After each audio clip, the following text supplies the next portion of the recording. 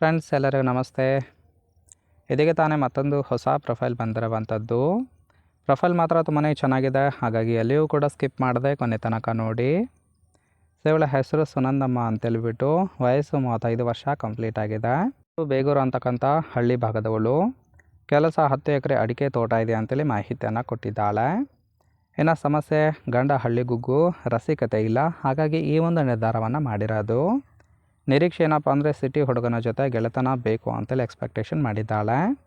Plan ಮಾಡಿರೋದು ನಾನೇ ಸಿಟಿಗೆ ಬಂದು ಕೊಡುವ ಪ್ಲ್ಯಾನ್ ಮಾಡಿದ್ದೇನೆ ಅಂತೇಳಿ ಇದೆಷ್ಟು ಇವಳಿಗೆ ಸಂಬಂಧಿಸಿದ ಬಯೋಡೇಟಾವನ್ನು ಶೇರ್ ಮಾಡ್ಕೊಂಡಿರೋದು. ಹಾಗೆ ಫ್ರೆಂಡ್ಸ್, ಇವರ ಬಳಿರುವ ಫೋರ್ಡ್ ಆಸ್ಪೈರ್ ಕಾರ್ ಬಗ್ಗೆನೂ ಕೂಡ ಫುಲ್ ರಿವ್ಯೂವನ್ನು ಕೊಟ್ಟಿದ್ದಾಳೆ. ಇದರ ಡೀಟೇಲ್ಸು ಕೊನೆಯಲ್ಲಿ ನೋಡೋಣ. ಇನ್ನು ಗಂಡನ ಮೇಲೆ ಇಷ್ಟೊಂದು ಬೇಸರ ಯಾಕೆ ಅಂತೇಳಿ ಆ ಒಂದು ವಿಚಾರದ ಬಗ್ಗೆನೂ ಕೂಡ ಕೆಲವೊಂದು ಡೀಟೇಲ್ಸನ್ನು ಕೊಟ್ಟಿದ್ದಾಳೆ. ನೋಡ್ತಾ ಹೋಗೋಣ. ಫಸ್ಟ್ ಒನ್ನು, ಗಂಡ ಯಾವಾಗಲೂ ಕೂಡ ಸೈಲೆಂಟ್ ಆಗಿರ್ತಾನೆ. ಮದುವೆಯಾಗಿ 10 ವರ್ಷ ಆಗಿದ್ದರೂ ಕೂಡ ಹೊರಗಡೆ ಎಲ್ಲೂ ಕೂಡ ಕರ್ಕೊಂಡೋಗಿಲ್ಲ. ಎರಡನೇದು, ಯಾವಾಗಲೂ ಕೂಡ ಬಾಯಲ್ಲಿ ಅಡಿಕೆಯಲ್ಲಿ ಹಾಕ್ಕೊಂಡಿರ್ತಾನೆ. ಮೂರನೇದು, ಅದೇ ಬಾಯಿಯನ್ನು ನನ್ನ ಬಾಯಿಗಿಟ್ಟು ಮುದ್ದಾಡ್ತಾನೆ. ಒಂಚೂರು ಕೂಡ ಇಷ್ಟ ಆಗೋದಿಲ್ಲ ಅಂತೇಳಿ ಓಪನ್ನಾಗಿ ಹೇಳ್ಕೊಂಡಿದ್ದಾಳೆ. ಸೊ ಈ ಒಂದು ಕಷ್ಟವನ್ನು ಯಾರಿಗೆ ಹೇಳಿ, ಅದಕ್ಕೆ ಒಂದು ಸಿಟಿ ಹುಡುಗನ ಗೆಳೆತನ ಬೇಕು ಅಂತೇಳಿ ಮಾಹಿತಿಯನ್ನು ಕೊಟ್ಟಿದ್ದಾಳೆ. ಅಂದರೆ ಗಂಡ ಯಾವುದೇ ರೀತಿಯಾದ ಮೆಚುರಿಟಿ ಇಲ್ಲ, ಇವರಿಗೆ ಬೇಕಾಗಿರ್ತಕ್ಕಂತಹ ಬಯಕೆಗಳನ್ನು ತೀರಿಸುವಲ್ಲಿ ವಿಫಲ ಆಗಿದ್ದಾನೆ. ಹಾಗಾಗಿ ಒಂದು ಗೆಳೆತನ ಬೇಕು ಅಂತೇಳಿ ಎಕ್ಸ್ಪೆಕ್ಟೇಷನ್ ಮಾಡಿರೋದು. ನೋಡಿ, ಕೇವಲ ಇಂಟ್ರೆಸ್ಟ್ ಇದ್ದವರು ಮಾತ್ರ ಸಂಬಂಧವನ್ನು ಬೆಳೆಸಿ. ಹಾಗೆ ಸಿಟಿ ಹುಡುಗನ ಗುಣ ಹೇಗಿದ್ದರೆ ಮಾತ್ರ ಓಪನ್ ಮಾಡ್ತೀನಿ ಅಂತೇಳಿ ಸದ್ಯಕ್ಕೆ ಬೇಕಾಗಿರುವ ಗಂಡಿನ ಗುಣಗಳ ಬಗ್ಗೆನೂ ಕೂಡ ಮಾಹಿತಿಯನ್ನು ಕೊಟ್ಟಿದ್ದಾಳೆ. ಫಸ್ಟ್ ಒನ್ನು, ನೋಡೋದಕ್ಕೆ ಸ್ಟೈಲಿಶ್ ಆಗಿದ್ದರೆ ತುಂಬಾ ಇಷ್ಟಪಡುತ್ತೇನೆ ಅಂತೇಳಿ ತಿಳಿಸಿದ್ದಾಳೆ.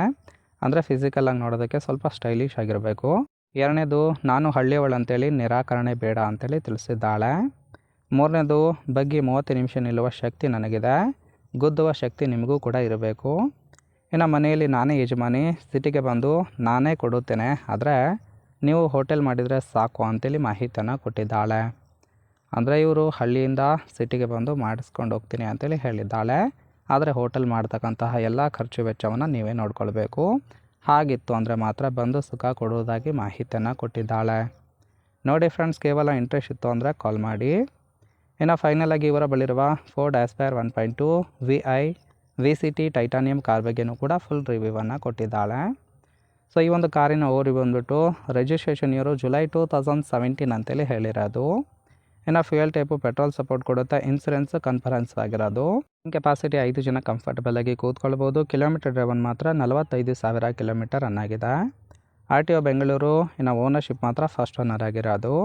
ಇಂಜಿನ್ ಡಿಸ್ಪ್ಲೇಸ್ಮೆಂಟು 1196 cc ಅಂತೇಳಿ ಮಾಹಿತಿಯನ್ನು ಕೊಟ್ಟಿದ್ದಾಳೆ. ರೈಟ್ ಸೈಡ್ ಕೂಡ ನೋಡ್ತಾ ಇರ್ಬೋದು, ಇನ್ನರ್ ಲುಕ್ ಆಗಿರುತ್ತೆ. ಸೊ ಇವರಿಗೂ ಸಹಿತ ಕಾರ್ ಡ್ರೈವಿಂಗ್ ಬರುತ್ತೆ. ನೀವು ಹೇಳಿದ ಜಾಗಕ್ಕೆ ಬಂದು ಸುಖವನ್ನು ಕೊಡ್ತಾರೆ. ಫ್ರೆಂಡ್ಸ್, ಓವರಾಲ್ ಆಗಿ ಈ ಒಂದು ಪ್ರೊಫೈಲ್ ನಿಮಗೆ ಏನಾದರೂ ಇಷ್ಟ ಆಗಿತ್ತು ಅಂದರೆ ಮಾತ್ರ ಲೈಕ್ ಮಾಡಿ. ಹಾಗೆ ಇವರ ಜೊತೆ ಸಂಬಂಧವನ್ನು ಬೆಳೆಸೋದಕ್ಕೆ ಕಾಂಟ್ಯಾಕ್ಟ್ ಡೀಟೇಲ್ಸ್ ಬೇಕಾಗಿತ್ತು ಅಂದರೆ ಚಾನಲ್ಗೆ ಜಾಯಿನ್ ಮಾಡ್ಕೊಳ್ಳಿ.